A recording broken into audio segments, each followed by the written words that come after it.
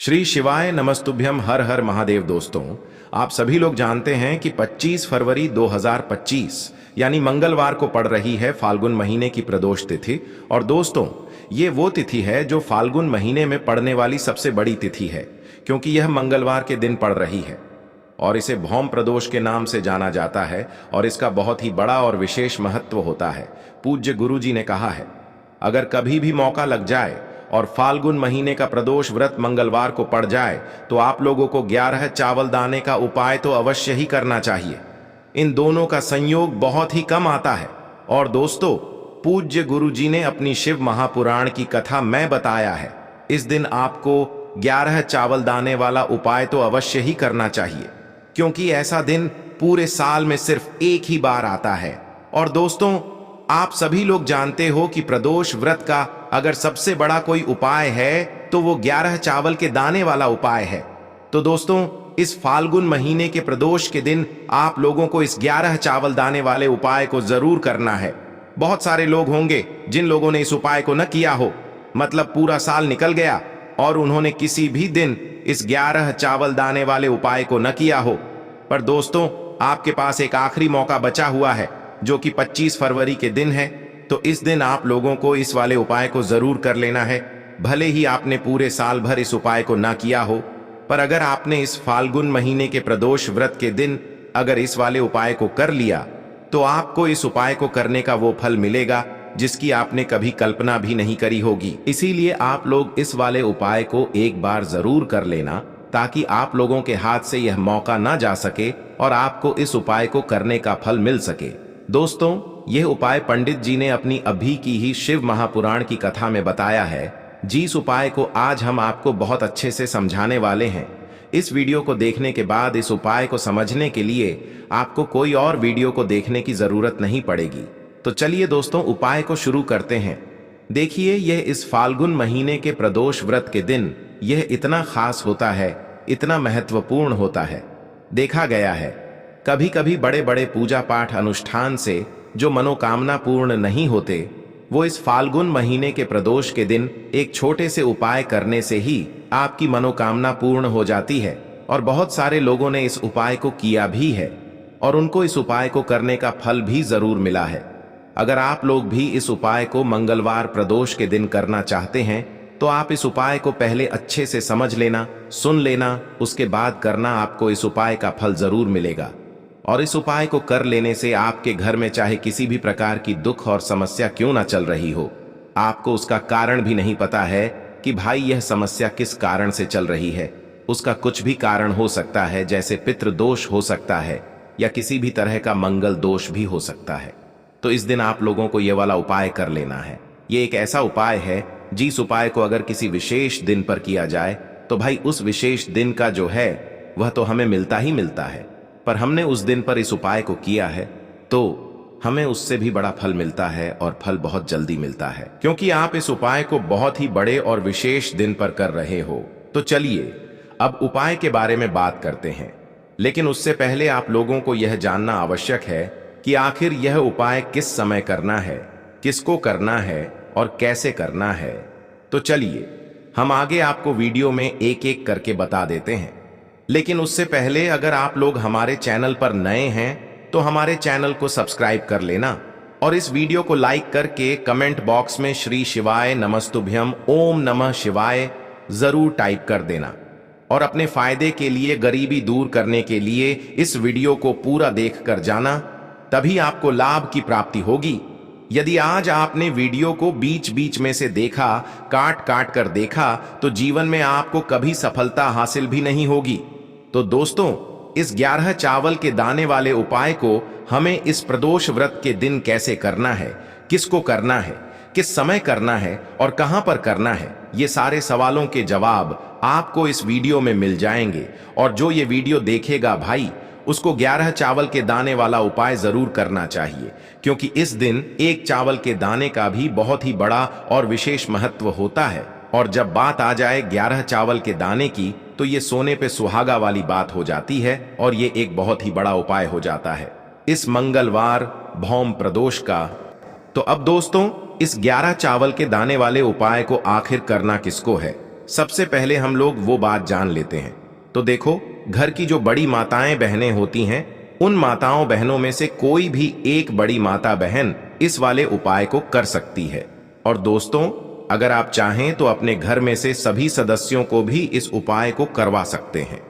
अगर किसी व्यक्ति की खुद की कोई मनोकामना है, खुद की कोई दुख और परेशानी है जो कि वह अपने लिए ही करना चाहता है इस वाले उपाय को, तो वह खुद अपने लिए भी कर सकता है।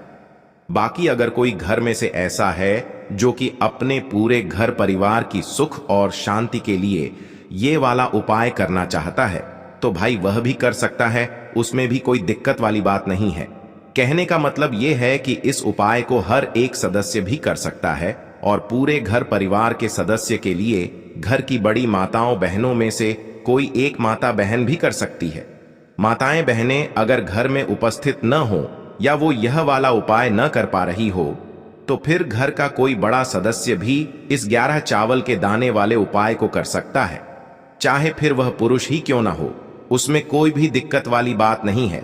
अब दोस्तों, इस 11 चावल के दाने वाले उपाय को हमें करना कहां पर है? हमें इसे शिव जी के मंदिर में जाकर करना है।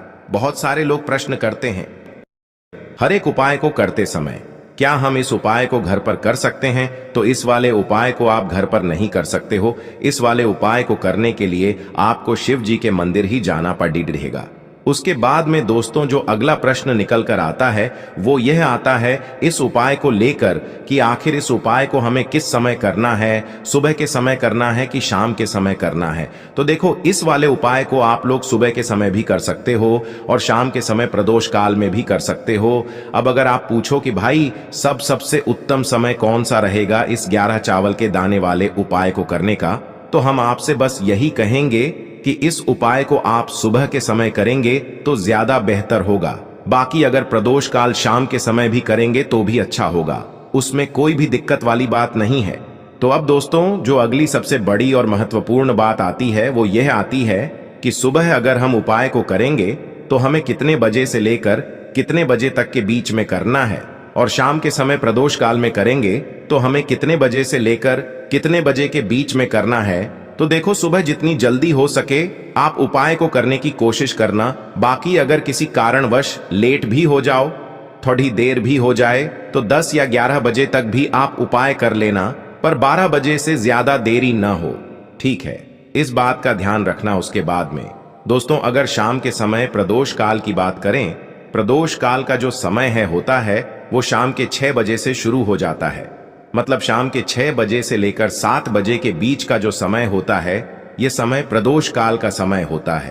पर अभी जो मौसम चल रहा है, इस मौसम में जो है शाम बहुत देरी से होती है। तो आप इस उपाय को 7 या 8 बजे के बीच में भी कर सकते हो। मतलब शाम के 6 बजे से रात 8 बजे के बीच में आप कभी भी इस वाले उपाय को कर सकते हो, उसमें कोई भी दिक्कत वाली बात नहीं है।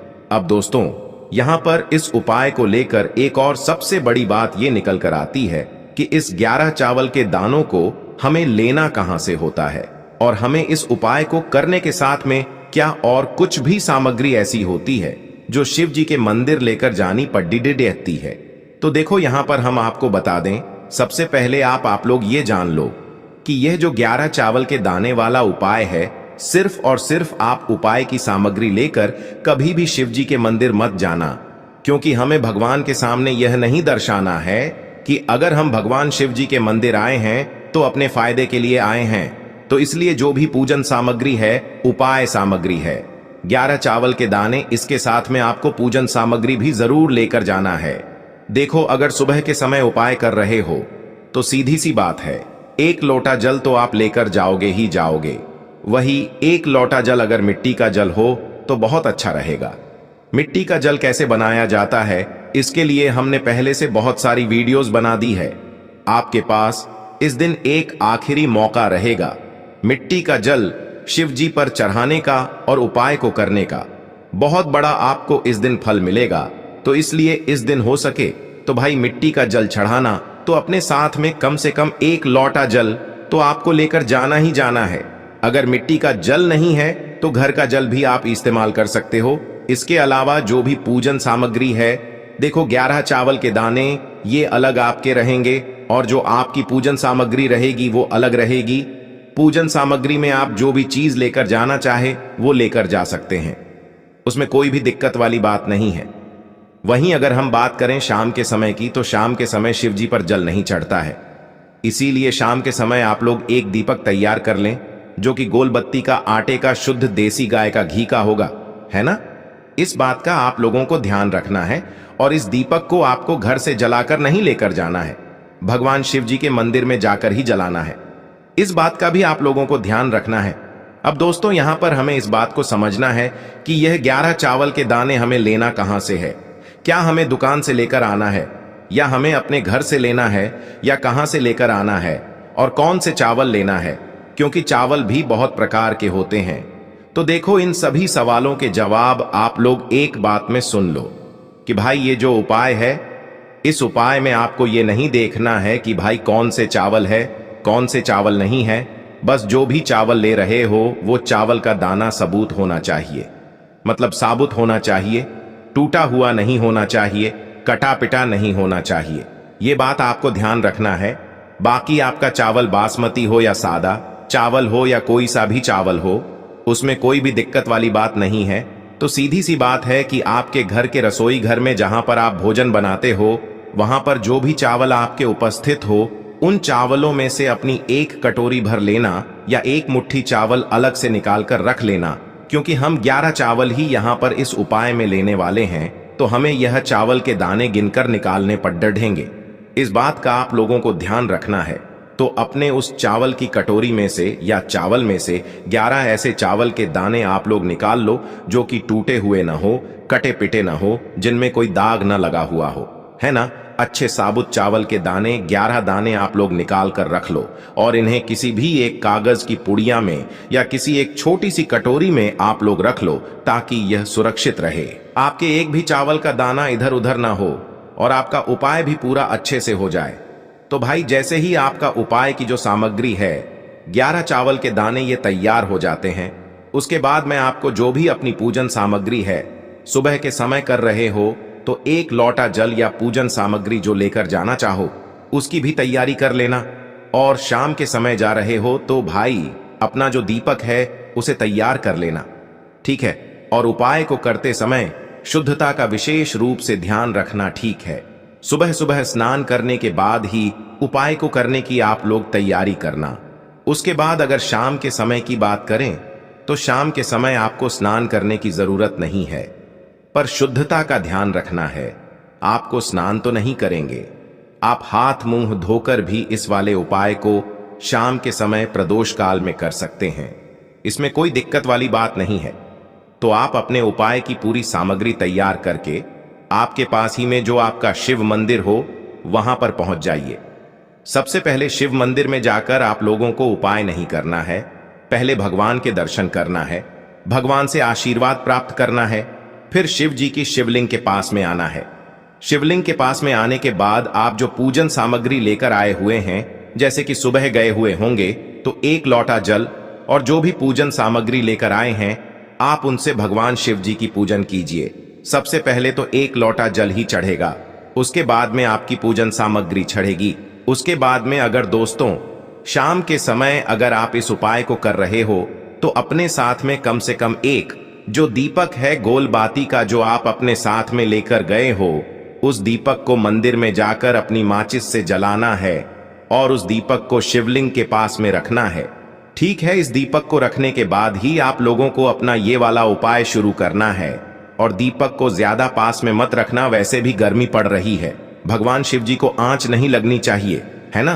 तो भाई जैसे ही आपकी पूजा अर्चना हो जाती है, आप भगवान शिव जी को प्रसन्न कर लेते हैं, उसके बाद में शिवलिंग के पास ही में आप कहीं पर बैठ जाइए, सामने या आसपास जिस जगह पर आपको बैठना हो वहां पर बैठ जाइए और अपने वह 11 चावल के दाने अपने सामने निकाल कर रख लीजिए, क्योंकि अब यहाँ पर उपाय को यहाँ पर करने की आपको तैयारी करना है। और इस तरीके से जब आप उपाय करेंगे, पूजन सामग्री करने के बाद, पूजन अर्चना करने के बाद, तो आपको उपाय का फल बहुत जल्दी और बहुत बढ़ा होकर मिलेगा। तो अपने 11 चावल के दाने अपने सामने निकाल कर रख लेना। और यह जो उपाय है यह आपकी सीधे हाथ की हथेली से होगा, इसलिए इस बात का भी विशेष रूप से ध्यान रखना है। तो सीधे हाथ की हथेली का प्रयोग करके ही आप लोग अपना इस वाले उपाय को करना। अपने सामने जो भी आपकी कागज की पुड्डियां है उसको खोल कर रख लो, या कटोरी है तो भाई उसे अपने सामने रख लो और अपने वह 11 चावल के दाने निकाल लो। ठीक है, उसके बाद में दोस्तों अब आपको क्या करना है कि शिवलिंग आपके सामने होगी, तो आपने वह 11 चावल के दाने एक एक करके आपको शिव जी के शिवलिंग के ऊपर चढ़ाना है। कहां पर चढ़ाना है? शिवलिंग के ऊपर चढ़ाना है, और कहीं पर भी नहीं चढ़ाना है। आपको अपने हथेली से तो शिवलिंग के ऊपर चढ़ना है, भले ही फिर वो अपने आप जलाधारी पर गिर जाए या मतलब वहीं पर गिर जाए, उसमें कोई दिक्कत वाली बात नहीं है, पर आप चढ़ाओ शिवलिंग के ऊपर ही। तो आपको क्या करना है, अपना पहला चावल का दाना उठाना है, श्री शिवाय नमस्तुभ्यम बोलना है और शिवलिंग पर चढ़ा देना है। इसी तरीके से दूसरा चावल का दाना उठा है, शिवलिंग पर चढ़ाना है और मंत्र बोल देना है। और फिर तीसरा चावल का दाना उठाना है, श्री शिवाय नमस्तुभ्यम बोलना है और चढ़ा देना है। इसी प्रकार से आपको पूरे 11 चावल के दाने एक एक करके शिव जी के शिवलिंग के ऊपर चढ़ाना है और भगवान से प्रार्थना करते जाना है। मतलब प्रार्थना तो आपको आखिरी में करना है, पर हर एक चावल के दाने को चढ़ाते समय श्री शिवाय नमस्तुभ्यम जरूर बोलना है। उसके बाद ही में यह चावल का दाना शिवलिंग के ऊपर आपको चढ़ाना है। जैसे ही आपके 11 चावल के दाने शिवलिंग के ऊपर चारहच जाते हैं, तो भाई उसके बाद में आपको क्या करना है, भगवान से अपनी मनोकामना बोलना है। मनोकामना भी कब बोलना है? जब आपका 11 चावल का दाना आपके सीधे हाथ की हथेली में हो और आप उसे चढ़ाने के लिए जा रहे हो। श्री शिवाय नमस्तुभ्यम बोलकर उस आखिरी चावल के दाने को शिवलिंग के ऊपर चढ़ा देना और भगवान से फिर अपनी वह मनोकामना बोल देना, जिस मनोकामना के लिए आप लोग अपना यह वाला उपाय कर रहे हो। जिस भी दुख और परेशानी के लिए आप लोग अपना यह वाला उपाय कर रहे हो, उसके बाद में जैसे ही आप अपनी मनोकामना बोल देते हो, आपका यह वाला उपाय पूरा हो जाता है। पर दोस्तों, उपाय को करने के बाद आप लोगों को 2 मिनट भगवान शिव जी के मंत्र का जाप जरूर करना है, और मंत्र का जाप करने के बाद भगवान से एक और बार प्रार्थना करना है अपनी मनोकामना के लिए, या अपनी जो भी दुख और परेशानी है उसके लिए। इसके बाद में आप लोग भगवान को देखकर, भगवान से प्रार्थना करके, उनसे आशीर्वाद लेकर वहां से उठ सकते हैं और अपने घर पर जा सकते हैं। बस दोस्तों, यहां पर यह वाला उपाय पूरा हो जाता है। इस तरीके से जो भी व्यक्ति छोटी छोटी चीजों का ध्यान रखते हुए इस 11 चावल के दाने वाले उपाय को करेगा, निश्चित सी बात है उसे उसकी मनोकामना जल्द ही पूर्ण होगी, और जो भी दुख और परेशानी है वो भी बहुत ही जल्दी दूर होंगे। और दोस्तों, अगर आपको हमारी ये वीडियो पसंद आई हो तो हमारे इस वीडियो को लाइक और चैनल को सब्सक्राइब जरूर करें। हर हर महादेव, ओम नमः शिवाय।